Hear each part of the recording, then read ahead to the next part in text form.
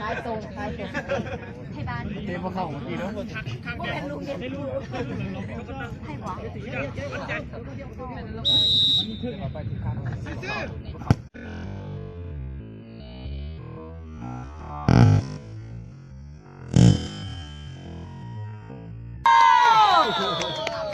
ย้อนจากชัว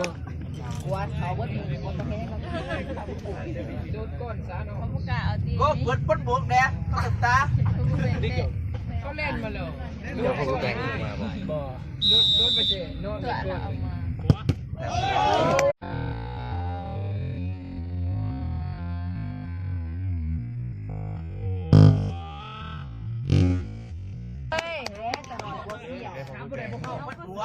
กินซ่าเตะบาทนี่ขึ้นเลยเบื่อการแรงมาดูตรง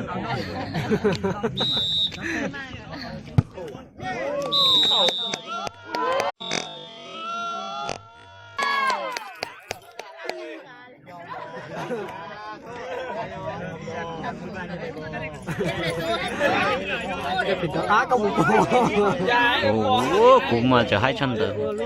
ตีลังกาจะได้เรียนหมดนะเกิดเรื่องสุดนะอยู่ดิมันเป็นสนุกเอาแบบนี้หน้าว่ะนะสูแดงบอก เดี๋ยวใส่เสื้อทำแบบเอาเป็นส่งซาวล้านนะซาวแซนกับบริจาค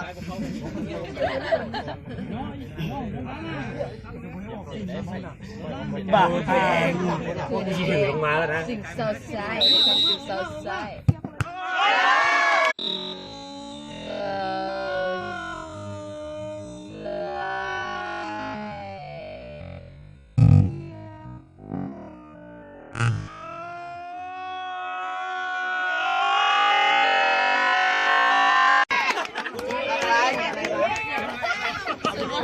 ตามประเด็นเขาไม่ได้ไหม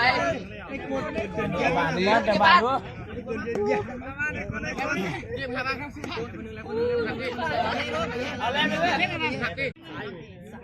มันเลยแล้วมันบอกให้โดมันเป็นยังเสียเกี่ยวเบียดทับเลย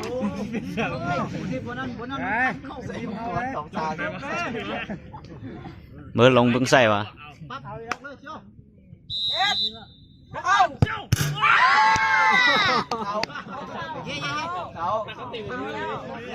คมหูกันแน่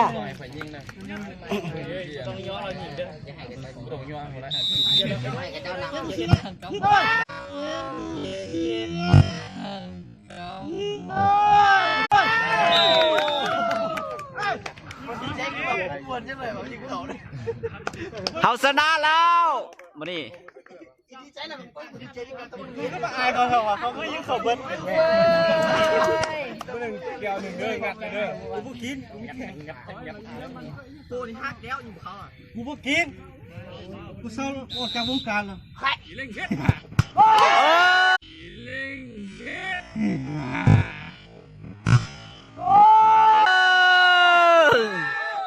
ชนะแล้ววันนี้ทีมเฮาชนะวันนี้นะบางจอกูละยับลงนิดนึงดูเชื่อใจมั้ยมึงรถไปคุบเลยนะคุบเลยครับ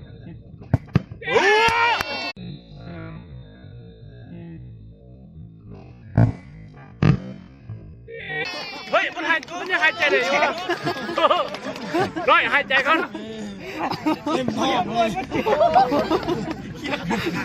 เดี๋ยวมันเอาน้ำเบียร์ใส่โอ้ยจังหน่อยกินเบียร์ไปไหนมันกินจมอันนี้เตะปิ่นแล้วนี่นะว้าได้โกนเซฟได้หมดน้อยลืมข้าว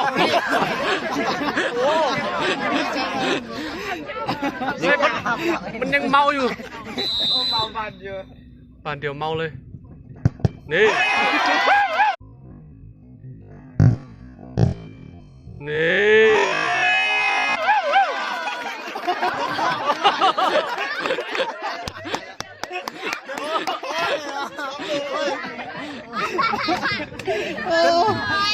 เต้นตลอดสุดยอดแล้วเดือดตัวเราเจ๊ เรื่องธรรมดา สุดยอดเชียวเห็นคือคลิป เข้าแล้วชนะ ทำเดี๋ยวนะครับ